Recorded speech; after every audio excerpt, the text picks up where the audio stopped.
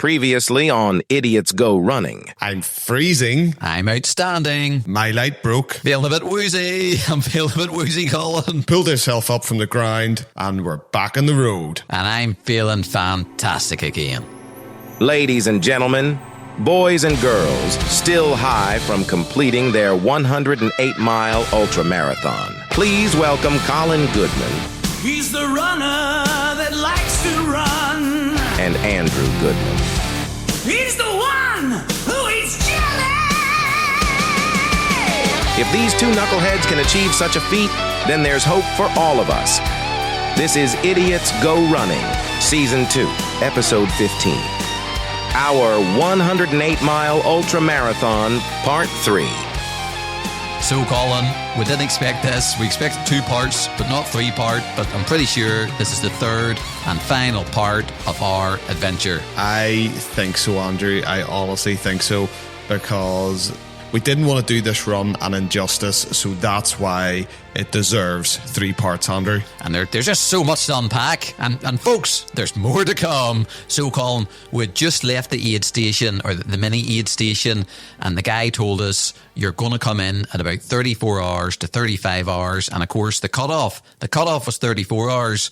So we really needed to make a move on, and make a move on we did. We did, Andrew. You know, Gary and Gillian aren't that, I don't think they're too strict with the actual cut-off points, Andrew, but I think for our own peace of mind, you and me wanted to make it in before the cut-off. Well, we weren't going to wait around to find out, Colin. You know what I mean? We weren't going to wait to find out. We were going to give it our all to try to make the cut-off. So, Colin, we started to run again. I think we set the timer for 7 minutes again. Yeah, we started the timer, and it was a guy told us as we were coming out. He says you carry on down that road for about a mile or two, and then you'll turn up right, and that'll take you up this lane. And I think, Andrew, that's where our hill really started, wasn't it? Well, before we get there, Colin, it was quite flat from this mini aid station to that hill, and we just took off. We just went, I would like to say as quick as we could, I suppose as quick as we could under the circumstances, and we just flew until we got to the bottom of this hill. And when we say hill, we mean mountain. We mean mountain, Colin. Yeah, because it was literally the aid station we were at was at the bottom, and you could actually see the top of that mountain. And we kind of looked at it and we were like, that's where we're going. And it was just, I think I kept on saying to you, Andrew, look, we have been conserving energy. We're still feeling okay. We're still feeling pretty fresh at this stage as well. Well, we were still feeling outstanding. We were still feeling fantastic. And I was telling you, Andrew, we've been conserving energy. Now we have to actually start using a bit of energy. And I said, you, Colin, everyone's been telling us this is the biggest hill. This is the biggest mountain. This is the biggest incline. This is, you see all that YouTube training on the treadmill. This is where it comes into its own. And I said, Colin, we know every turn, every time you get to a turn, there's another turn. There's another turn. Going upwards, obviously, there's another turn. We know this mountain doesn't have a top, so let's just have that in mind. When we start going up this mountain, we know that it is never ending. So with that in our mind, because there's nothing more depressing than getting to a corner and seeing another corner or another hill or another bump, and we knew by talking to everyone that this mountain kept on going and going and going. So we had that in mind. We knew that this mountain didn't have a top, and we were just going to keep going. And then there was something else I said to you, Colin. Do you remember what that was? Not a clue, Andrew. I said, Colin, we are fantastic. We are outstanding at hill climbing. With our poles, we both had our trekking poles. We are outstanding. We will make up the ground. We'll swallow this mountain step by step. Do you remember me saying that? I do remember now.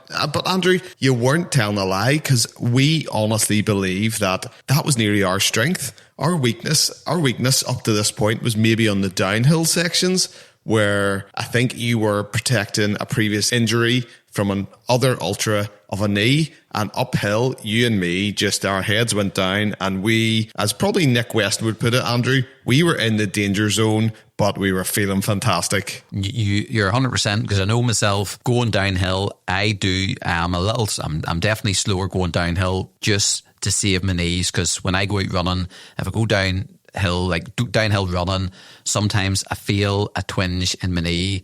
And that's all that gym work that I was doing, was trying to protect my knees, trying to build my knees up. And up to this point and beyond, as we'll find out, my knees held the test of time. So going up, you're right, going up, we had to give it everything. And Colin, we got those trekking poles, and we were in sync, weren't we? We were like an in-sync machine. Yep, and that hill was going bye, Andrew. We were in sync, and that hill was going bye. See what you done there, absolutely love it. I see what you done, and I love it. So, but we were now. To someone looking out their window to see us two, it could have looked as if it was just like two people on what do you call those things? Zimmer frames. Zimmer frames. It maybe looked as if we were like, if someone just looked at, we thought we were in the zone, in the danger zone, flying up this mountain like there was no tomorrow.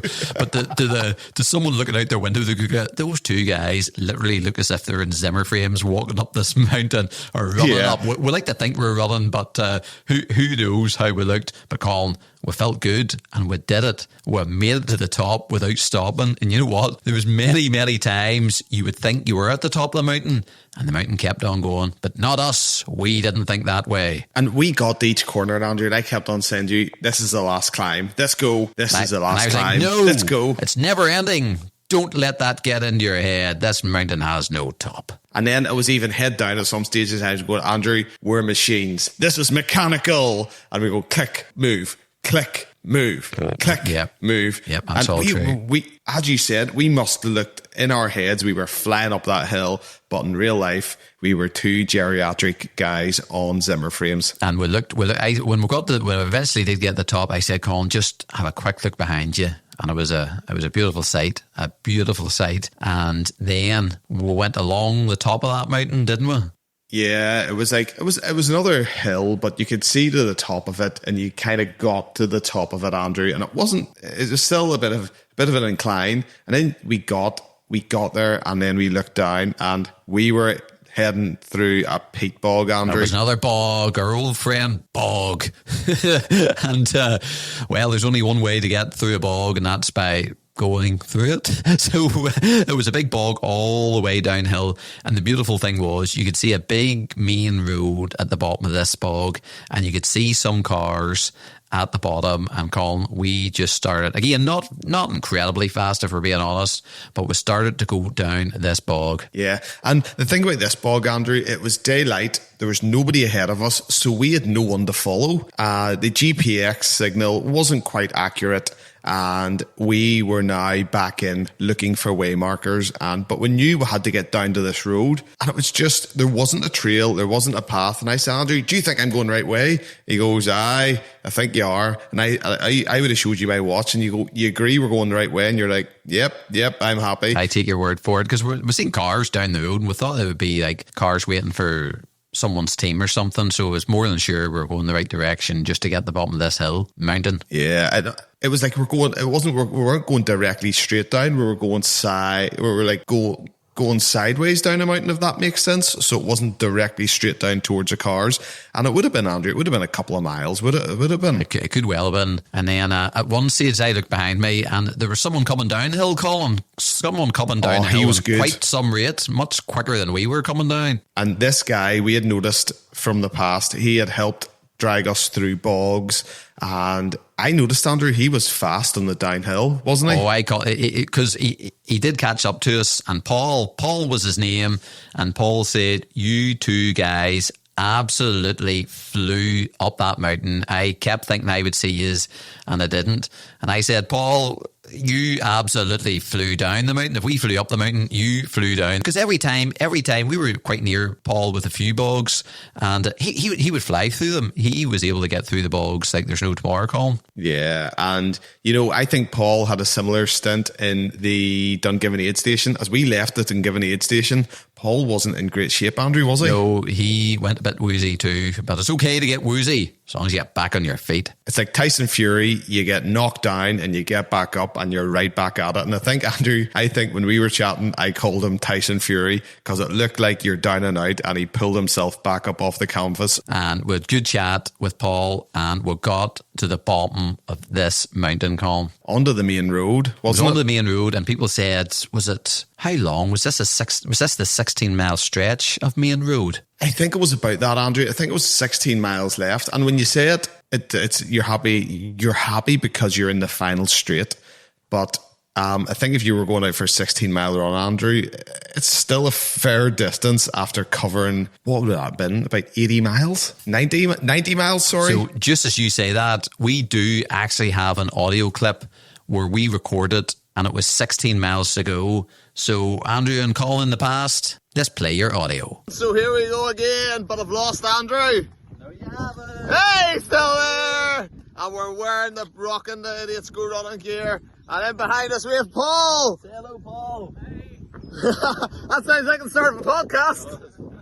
How long do we have left, Colin? We have 16.4 miles left. We're feeling strong. We're feeling good. Fresh and strong. So fresh and so unclean. Ain't nobody don't pass me. So Andrew, how are you? I am feeling good, Colin. We are literally in the home straight, a big road home. Yeah, we've gone through all the bogs and all the hills, and now we're just on the road home.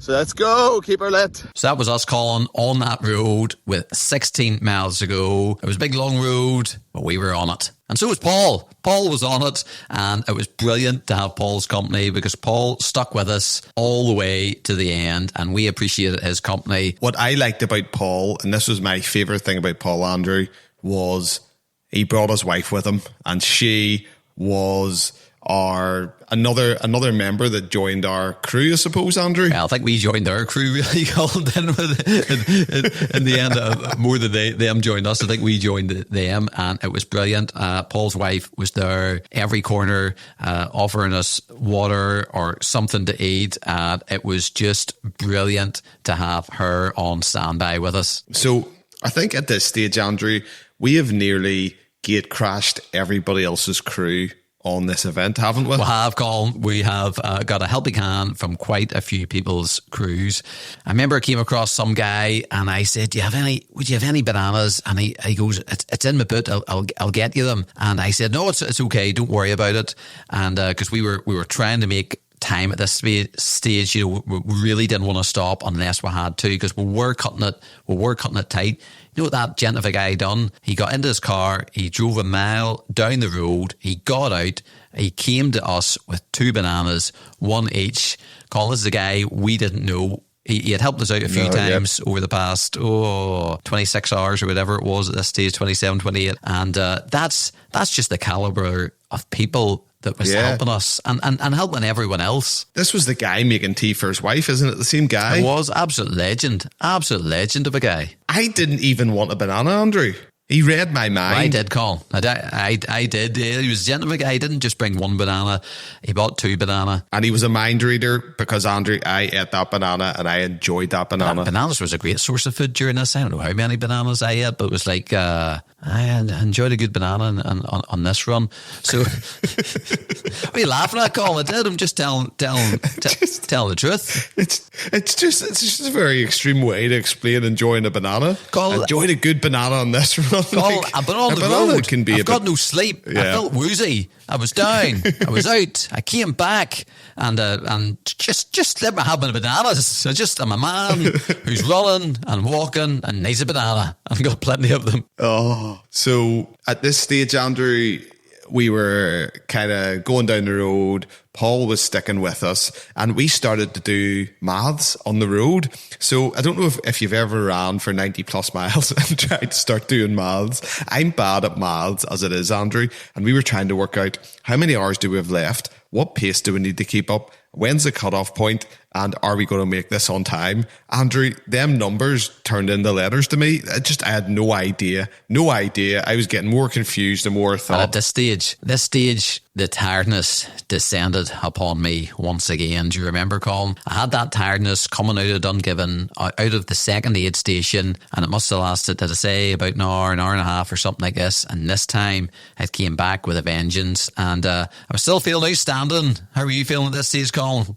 I was feeling fantastic because you weren't talking. I wasn't talking. I wasn't, because I was tired. Now my body, I'm not joking, my body felt well. I had no sores up to this point, and as we'll find out beyond, run. I had no blisters, Colin. I had no aches. I had no pains. Maybe the legs were a bit tired, as you would expect, but I couldn't believe just how fresh I was still, or well, pretty fresh how I was feeling at this stage. But tiredness descended upon me, and again I thought at any stage if I shut my eyes for more than a few seconds I would be out for the count. And you're right, Colin, I just kept doing my thing, but I didn't talk much at this stage, which was a real treat for you and Paul, I'm sure, because I was just tired. And I just kept going. I think you had to listen to me and Paul though complaining about the big long straight roads and Barnes Gap and what is Barnes Gap and why do they need why do they even do Barnes Gap? My goodness, you two done some talking about this road and about this gap, and I was just honestly I was just trying to keep me. I didn't really do much for me. There was no excitement. All you talked about was the road and the gap, and I needed something to get me going. And talking about a road and a gap in the road really wasn't the entertainment I was expecting or needed at this time, Colin. At this stage also, thank goodness that Paul's wife was there, because there was nobody on these roads. These roads were barren roads with nobody. See no one. And it just see no one, Colin. There were rolling hills, Andrew. There was no real focal point apart from Barnes Gap, which was just, and me and Paul were, obviously me being the Winginator and Paul, Tyson, we were chatting, Tyson, we were chatting away, and if that would put you to sleep, Andrew. If you're already tired, I think we were knocking you out like Tyson would. And then Paul actually said, my wife has some water, you could put it over your head. And I thought, that's a great idea. I should have thought that earlier. And next time we seen her, I said, you wouldn't mind like waterboarding me or something just to try to waken me up. And she poured water over my head, over my neck, over my face. And it was absolutely glorious. You know what? I was back, baby. It was like someone had got a needle with adrenaline and pumped it into Andrew's heart and let it go. And Andrew, you just heard this breath of life. And then Andrew was back and he made up for lost time talking. Oh, did. I'm telling you, he made up for lost time. Was the talking about roads and gaps, and now there was talking of, I don't know what it was, Colin, but it was more exciting than that. And at this point, Andrew, I'm going to throw in something, because I know you're the jelly man, but you brought Cliff jelly with you. You know, the margarita, the cheese flavored jelly. Dean Carnazes, friend of the show, it was the jelly that Dean Carnazes recommended to us, and I brought it, and I brought some for you. Yeah, and so I started tucking into it, and I was going, this is amazing. Now, through the whole run, I only had one bar. Bring that back. What did you say was amazing? The Cliff Bar margarita jelly. The jelly. Just wait a minute, Colin. Just incredible. stop right there. Jelly. You're talking about jelly here. I've been going on about jelly from like episode 1 of this podcast a year and a half ago, and only now you're finding out about the true delight and energy-giving form of jelly. You're an absolute madman. But this, Andrew, a madman. I've been telling you. I've been telling you all along, and it's only now you're thinking it's good. Nearly 100 miles into a 100-mile race. Now you've seen the light of jelly. Maybe it was delirious, but this is jelly endorsed by Dean Carnazes. This is professional running, Dean Carnazes endorsed jelly, Andrew. Cliff jelly, margarita flavour. Whoever invented that, Andrew, needs a Nobel Prize. I've already talked about this on several times in several podcasts. You're mad. I've been telling you about this. I haven't spoke about it. No, you've been missing out in life. Like, you've been missing out in life till now, but I'm glad you're here with us now. Finally, jingle? Andrew. Are you going to get your own jingle, Colin? Well, every episode would be like, I ate Cliff margarita jelly, and from now on, hand on my heart, Andrew, every major event I go on, there will be a bar of Cliff margarita jelly. That is my treat from here on in for every run. You heard it here first on the Idiots Go Running podcast. It took me nearly 100 miles to enjoy jelly. You know what, Colin? Maybe I'll start running, and maybe I'll start not taking rest days and actually training. Yeah, maybe I'll be the one that goes out running and training now, and you can be the jelly man. No, I don't want to be the jelly man. Well, that's I don't good, want to take your really thunder, Andrew. Run man, Colin, if I'm being completely honest. Like, I don't really want to. Oh, so where are we now in the run, Andrew? Where are we now? We got We're sidetracked. feeling fantastic. And I feel outstanding. And I think at this point we've got another audio clip. Oh, this is the waterboard clip. So we're at 99 miles. Andrew calling the pass. Take it away. So we are now on 99.9. Oh, there's Andrew. 99.94. 99. We've almost made it to 100, Colin. We've almost made it to 100 miles running. That'll be a first for us. We've hit the big 3 digits.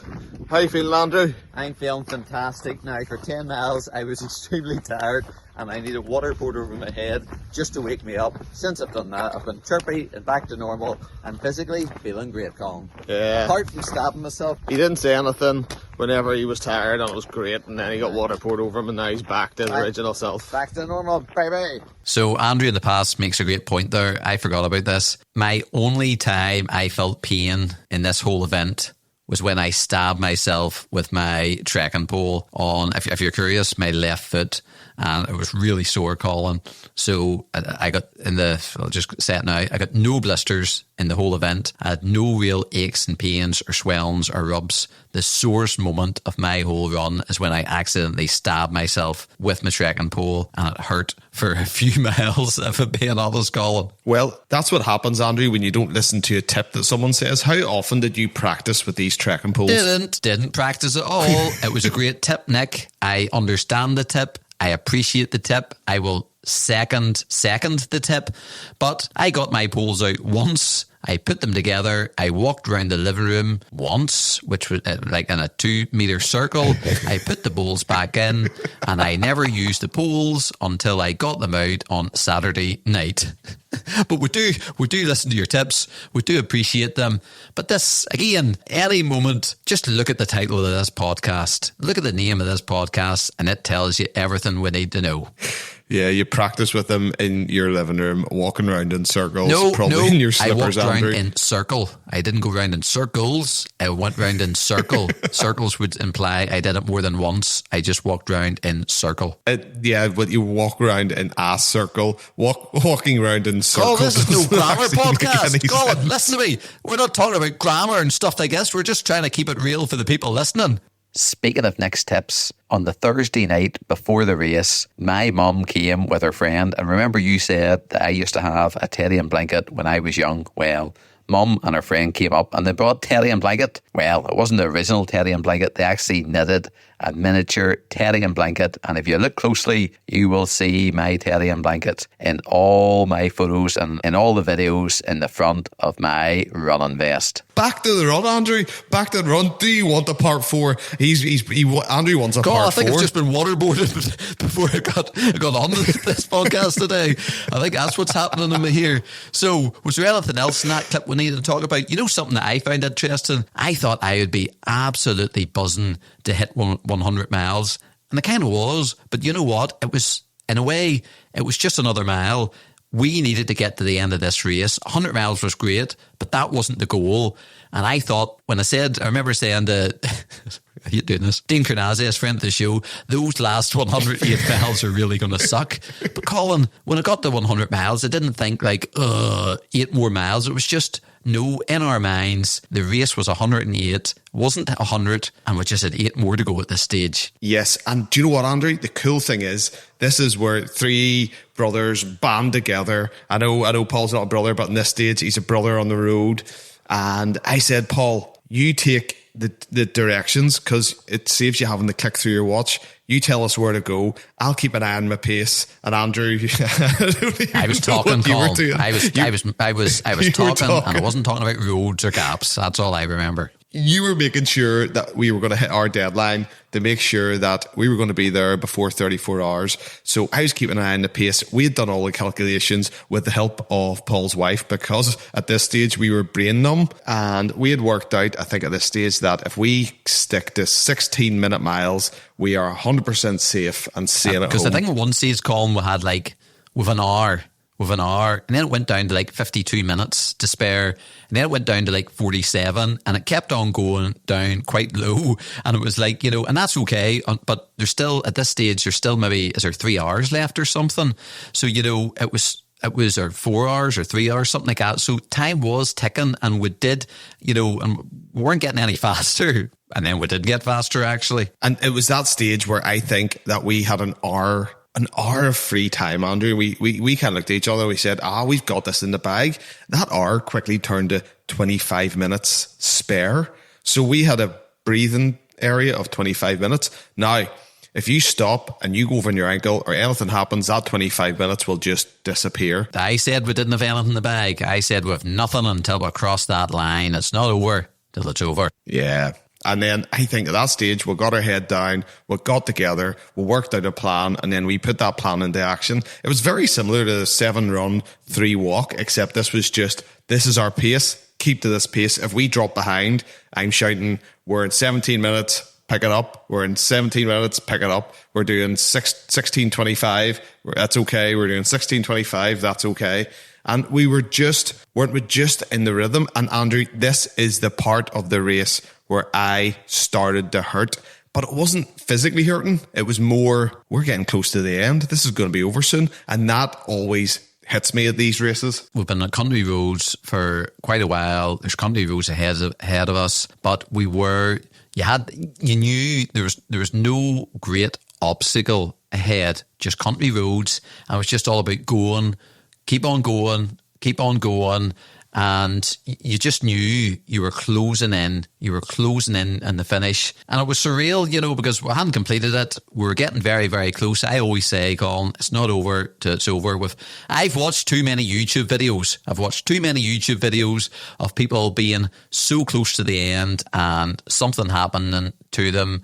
Or we've all seen videos of people, more race, if you put their hands up in the air and then they trip and fall, and then the second place guy gets first and the guy that was first is last and all that. So it's not over, it's over. But we were closing in, and there was a sense of like, this is coming to an end, and all these months of work for you and YouTube watching for me was finally being recognised, and it was a real surreal moment, Colin. The sun was still shining. It was a beautiful day, and we were just closing in on the finish line. And I think this is the point, Andrew, where I started I know you said it's not over till it's over, but I think this is the point where I started to feel it going, so I started to actually just enjoy every step. And do you know what? I wasn't trying to go faster or get to the finish line faster.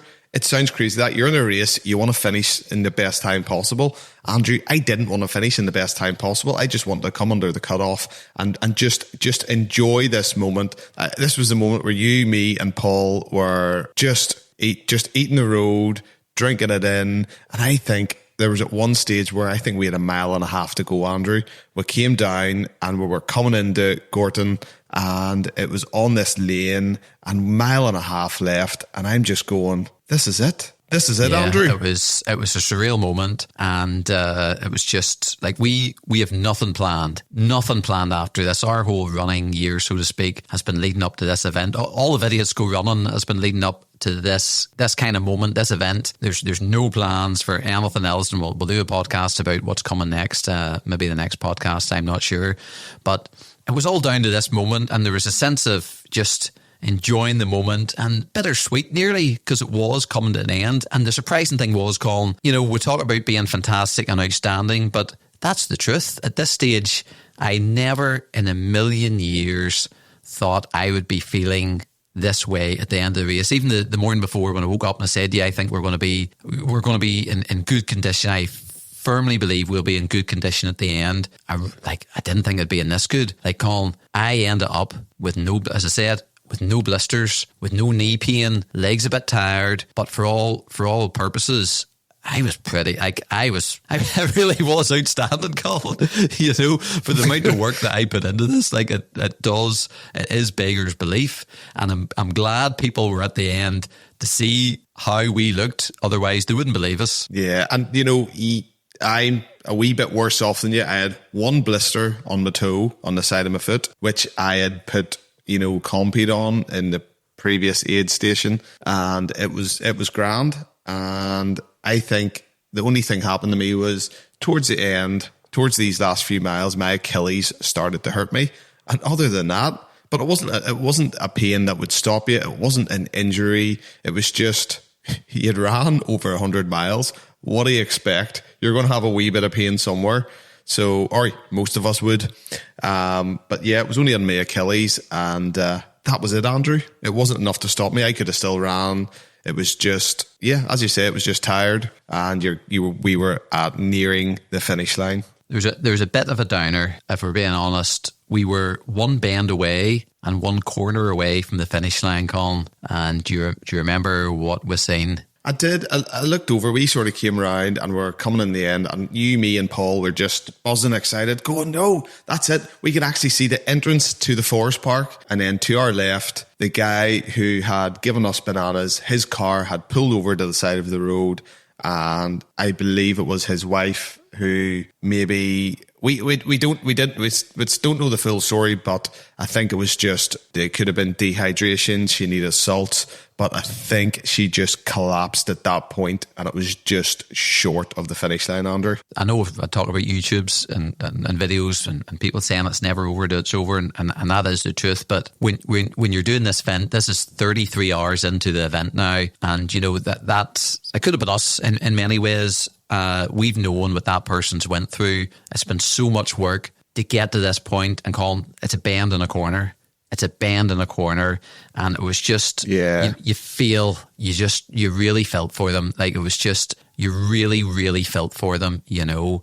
And they were treated afterwards, and I believe that, you know, they were okay. It just took a wee minute, but it was bittersweet that more. It was hard. It was just, I don't know what to say about it. I think it was more of the roller coaster of our finishing, and I'm enjoying it, and I'm drinking it in, and you and me are drinking it in, and we've got this new friend, Paul, who's running with us. We're coming around to the end, and then we know it's going to be over 500 metres in this 6 months of training and pain and everything. And you pass these people, and we're all in it together. We're all willing each other. You know, technically it's a race, but for most people, it's not a race. It's a challenge. It's an event where you just want everyone to do it. You know, you really are willing everyone to do it. You know, whether they finish in front of you, or whether they finish behind you, everyone's doing their own thing. You know, you're just trying to get to the finish. It's just an unbelievable achievement to do it, and it was just soul destroying to see that bit. It was just, Andy, we were going to see your family. Everyone's amazing, and then someone just slaps you in the face to wise you up. To go, oh. And it was just changing from one emotion to another emotion. And then we went round the corner, Colin. We went round the bend, we went round the corner, and we seen our kids. They weren't being supervised, Colin. We'll have to talk to our wives about that. Yeah. Another point, to be honest. They weren't being supervised. Yeah. They were away from everyone. But that was okay. They were all together. They see us, and there was high fives, and Micah, my youngest son, helped me, what do you call that? Use my pole a bit. And then I said, watch it, son. If you're not careful, people get stabbed in the foot with this. So we've seen our kids, Colin, and they were cheering. We were going hand in hand. We turned a corner, and then we entered the park. I think it was a park. It was a park, and we could see the finish line, Colin. It was a glorious sight, and a sight that just nearly didn't seem real. No, and then Paul goes, here, I'm running, I'm crossing this line with you guys. We've ran too far for too long for us not to cross the finish line together, and didn't we? And we all crossed the finish line together in 33 hours, 32 glorious, glorious minutes. We had mum, all our family dad, there, everyone waiting for us. We had my family, we had your family. My mother-in-law was there. There was other people. It didn't matter, even if he didn't have family there. Everyone cheered. Everyone cheered because, well, not just for us, just for anyone that finished that line. They knew what the achievement was, and it was surreal, Colin. We got to see Gary, the owner of We Run Wild NI. Gillian was there, his wife. You know, other competitors were there that had finished before us. It was surreal in many ways. We got a few photos taken, a few hugs, and it was just. I'd always thought I would cross the line and collapse, lie down. And that wasn't the case. I was still, as Elton John says, I was still standing, Colin. We were. The idiots had crossed the finish line, Andrew. And do you want to hear the exact mileage that my GPX tracked in my watch? 107.21 miles. Well, Colin, you're missing something because I'm pretty sure mine tracked. Let me have a look now. Let me have a look because I done more than you. Sure you did. That was your walk to the toilet, Andrew. So what was your mileage again, Colin? 107.21 miles. Well, Colin, mine's 107.70 miles. So does this mean that you... Yes, I am greater than you. I am more outstanding and more fantastic. Enjoy the shadow of this idiot, Colin. You're having a laugh. So until I surpass this, you will have officially ran more than me. You're never going to let me live this down, are you? Oh, this is the most ridiculous thing. So you're the one that came up with all this caper. You're the one that goes out training, and I'm the muppet that actually done more miles than you. I'm the muppet with absolutely no injuries. And we were speaking to Gary after the event, and we were talking about mileage and all that business. And Colin, how many miles per week were you out training for this event? I would have said, Andrew, like there was the weeks where it was 70 miles. I was doing a 70-mile week, or one of my months was 250 miles that month. And that, Andrew, that's not extreme for racing ultras, by the way. That's probably far from extreme, I would say. Do you want to hear what's far from extreme, Colin? I don't even want to know. How many YouTube videos did you watch, Andrew, leading up to the ultra? Well, before I tell you about my mileage, I joke about YouTube, but YouTube got me in the mindset. And I really mean this, Colin, because by watching YouTube, I learnt that 100 miles is doable. People do 100 miles, and you see if you look at my YouTube history, I have watched nearly every 100-mile video out there is to watch. And to me, YouTube, by watching these YouTube videos, it made me think, this is doable. We can do this. You know what? I even went one further. I watched 200-mile races, 240-mile races, and I thought, we're only doing half of what these Muppets are doing. So if they can do double of what we're doing, we old idiot us, we can do that, Colin. And it just built me up that we can do this, we can do this, we can do this. But now getting to my mileage, Colin. So if you're a long time listener to the podcast, I was doing some running last year, and that was all good. It wasn't massive miles. It was a half marathon every month, apart from the one ultra. But from this year, Colin, from the 1st of January 2024, the least amount of miles I did during a week was 13 miles. Colin, do you know what the most miles I did in a week was? 24 miles. I didn't get above... in a combined week, I didn't get above 24 miles. In fact, Colin, I've never ran a marathon in all my life. Never ran a marathon distance in all my life. I have, but not an official marathon. I've only exceeded 26.2 miles twice in my life. Once last September when we did the North Coast Ultra, the 39 one, and then this Saturday past into Sunday, where we completed the 108. So if you're listening, well, from the past minute and a half, I think anyone can agree. Anyone can do this caper, Colin. Am I right? Well, I'm still trying to get over that you've ran more than me. Colin, it's glorious. You know what? You should really try. The world looks a lot different. I remember when I did 107.2 miles, and it was nice. But the thrill, Colin. 107.21, Andrew. 100. Well, it was more the thrill of the 0.2. But you see, when you... Colin, you need to experience it. You really need to experience that 0.70 to know the feeling. It's a great feeling, Colin. It's a super feeling. And Colin, we've got, at the end of the race, we've got our belt buckle. The belt buckle, you know what, Colin? I'm actually holding the belt buckle in my hand, and I'm going to get this frame, Colin. Did I mention about the frame? I think I did. No, explain. What are you going to do with it? What are you going to do with it, Andrew? I think I maybe mentioned about it in the last podcast. Part 4 is going to be all about your frame, Andrew, isn't part it? Part 4 is all going to be about this frame. And it's going to be in my office, Colin. It's going to be glorious. And we got our belt buckle, we got a t-shirt, we got a, what do you call those other things? Snood. A snood. And then we got a bab, a Belfast bab. Gillian said in the podcast that it would be the greatest Belfast bab you've ever had in your life. You know what? She was right. She was right, Colin. I had to wait for mine, Andrew. So you ordered before me, and I got mine first. Speaking of first, I'm getting a lot of firsts over you this weather, Colin.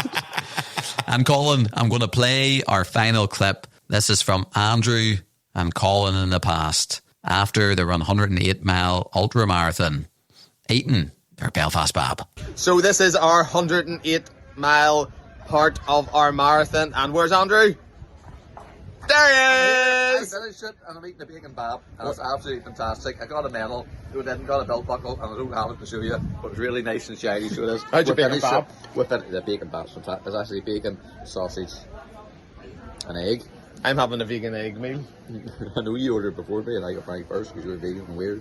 So how's your Colin. day? How's your day? Fantastic. And you know what? I'm feeling really, really good. Do you want to do your usual? What? Your jig when you feel good? No, I'm eating. Can't do a jig when I'm eating. Feel fantastic. Absolutely brilliant race. No blisters. Just a bit tired. Yeah, I carried you the whole way, Andrew. Dead on. Carried him the whole way. Do you know what, Colin? You did carry me the whole way, but that last 0.49 miles was all me, baby. Oh, at least it's not like half a mile difference. Well, that's true. That's true. So, Colin, that was the end of our marathon. We had some crack with Gary and Gillian. We spoke to some other people. Again, our families were there. We were speaking to them. It was just a surreal moment to know that we had did it, and it nearly didn't feel. Well, it did feel real at that point, I suppose. And I have to say, you see this event, Colin, I am getting this framed and all that caper, and I will think about this event for a lot. Again, it felt like a once-in-a-lifetime adventure of a lifetime for me, and I will look back at this event and I'll think of the scenery, I'll think of the stories, I'll think of the bogs and the mountains. But you know what, Colin? A big part of this event, I think of the people. I think of Gary and Gillian. I think of all the volunteers who helped us. I think of the other competitors, Paul, the so many people we met along the way, just the people in this event. And I don't know who's listening to this, but I don't know who's still listening at this stage. But, you know, if there was an event, Colin, that just showcases the best of what we're a small country, but it showcases Northern Ireland in such an amazing a way. You've got the locations, but you've also got the friendliness, you've got the people, you've got the We Run Wild NI organisation and all the volunteers. And it's hard to put into words, just looking back at this event, just how much I enjoyed it, and just look back with complete fondness of the course and the people and the organisation and Gary and Gillian. Yeah, I would second all that, Andrew. And it was some run, you and me out in the road together, spending quality time. Like, I loved every second of it. And I suppose it would hark back to me, Andrew. I wish I could do that all over again. Not do the event, do that day, what we experienced. You know, if we were to go and do this again, it just wouldn't be the same for me personally without you beside me. But it's that day, Andrew, that day.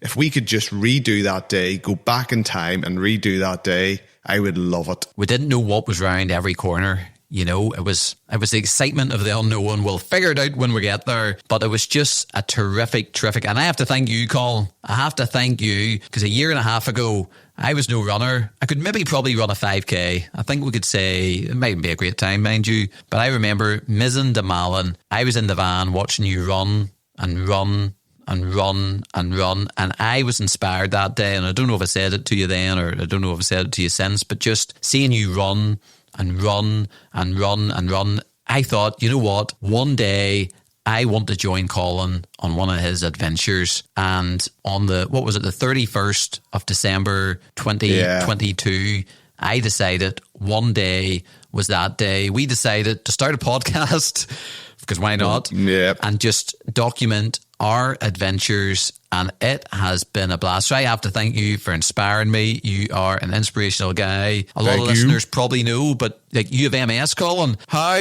many people with MS have ran a 100, never mind this kind of course, but have ran 100 miles? You have ran 100 miles with MS. That's crazy, Colin. Crazy. Never mind my lack of training. You know what I mean? Like, if you're listening, anything's possible for people listening. Anything's possible for us if you see what us two muppets can do.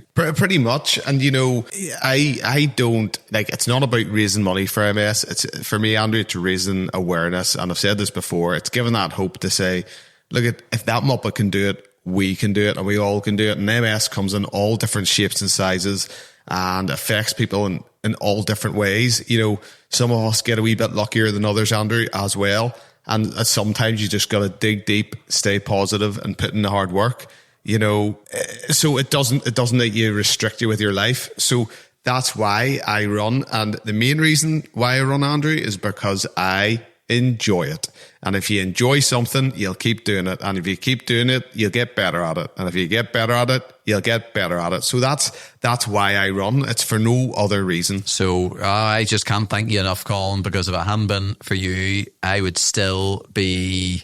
Well, you wouldn't have the frame, Andrew. You wouldn't have the frame. Well, I don't have the frame yet, Colin. I don't have the frame yet. Now that I've got this podcast edited, I'm going out to look for a frame, and I'm going to put it up in the office, and I'm going to look at it, and then my grandkids are going to look at it. Oh, don't you start. And my kids. Don't you start. Yeah, we've been there. We've been there. But it just not, you know, there is that sense of achievement, but it was a wonderful adventure and just something to look back on. It'll bring a smile. It'll bring a smile to my face.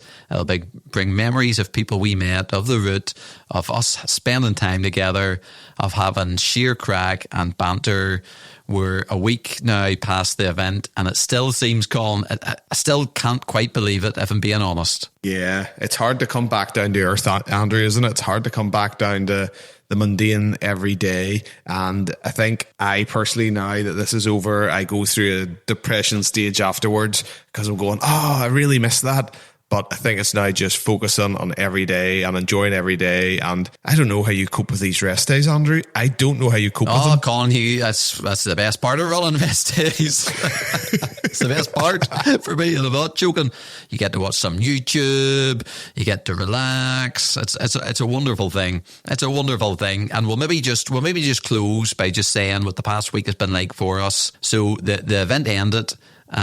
Got home, I got to bed, out for the count in well, no, I got a shower, then I went to bed, out for the count at 5 to 9, and I woke up at 6 the next morning, Colin. And after my 39 Ultra, I couldn't walk the next day, I couldn't go upstairs, I couldn't go downstairs, I had to crawl about the place, and I thought, what shape will I be in? I woke up at 6 the next day, and something really strange, I could feel my legs, and I could roll over, and then I dared to go to the bathroom, and I went to the bathroom and was able to walk there, and I was able to walk back, and I was like, I cannot believe how I feel. So much so, my car was still in the caravan site at Portrush, so I got a train up to Portrush, and I got my car, I met Mum and Dad there, and then I drove to the sea, I caught a coffee, and I looked at the sea and the water and the waves and all that good stuff.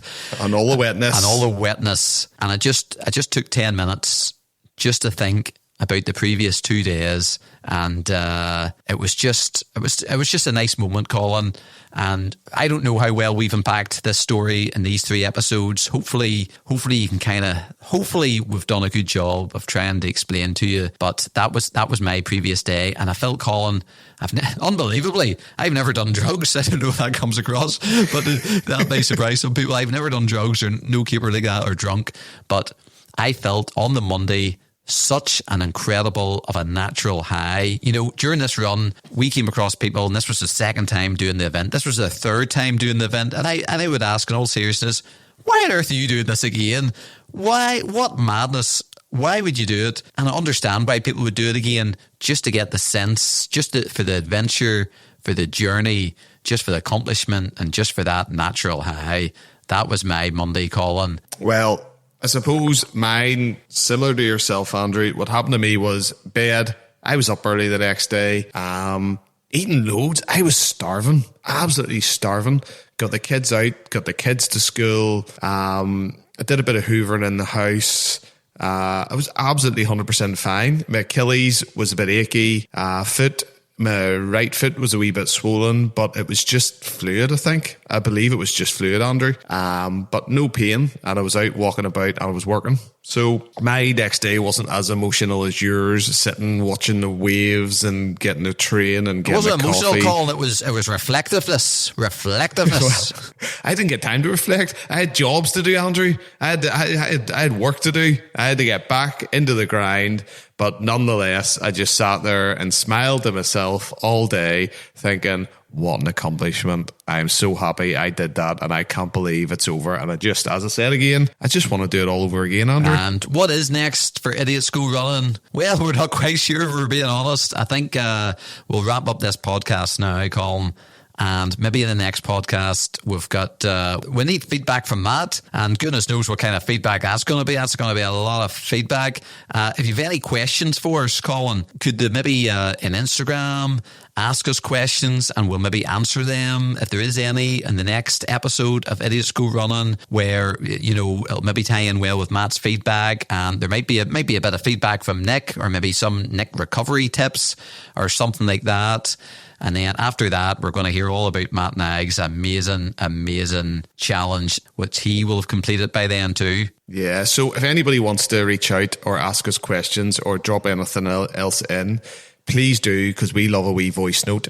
So you can drop it into our Instagram page at Idiots Go Running and ask us any questions you like. You've heard Andrew's questions, so really nothing's off the table. Nothing's off the table at all, Colin, with us. And again, we just want to thank Gary, Gillian, the volunteers, the competitors, the friends, the teams, our families, people who have sent messages, people who listen. If you're listening, my goodness, you deserve some kind of medal yourself, so you do, for listening to us. Hopefully you've enjoyed these 3 parts of the podcast. Hopefully you've enjoyed this journey. We have tried to explain it to the best of our ability, and we just had a ball, Colin, and hopefully that came across. So until the next time, my name's Andrew. And my name's Ultra Colin. And I've ran more than Colin in one go compared to him. And we'll see you next time on Idiots Go Running. We'll see you then.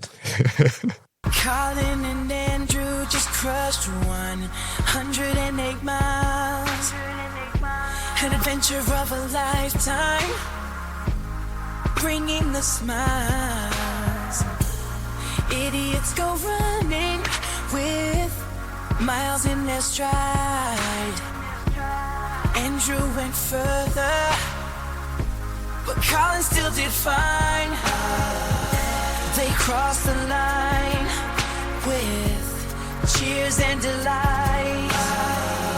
108 miles, what an incredible sight.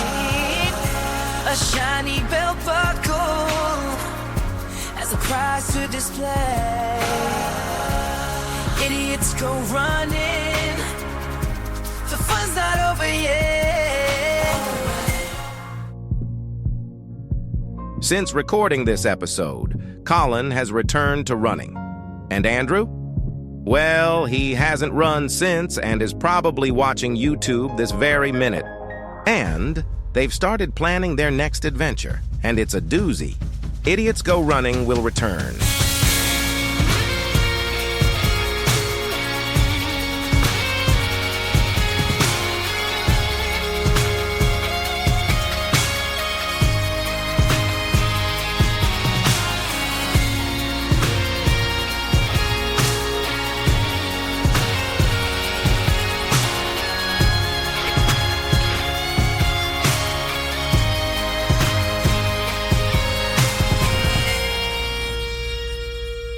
You're still here? It's over. Go home. Go!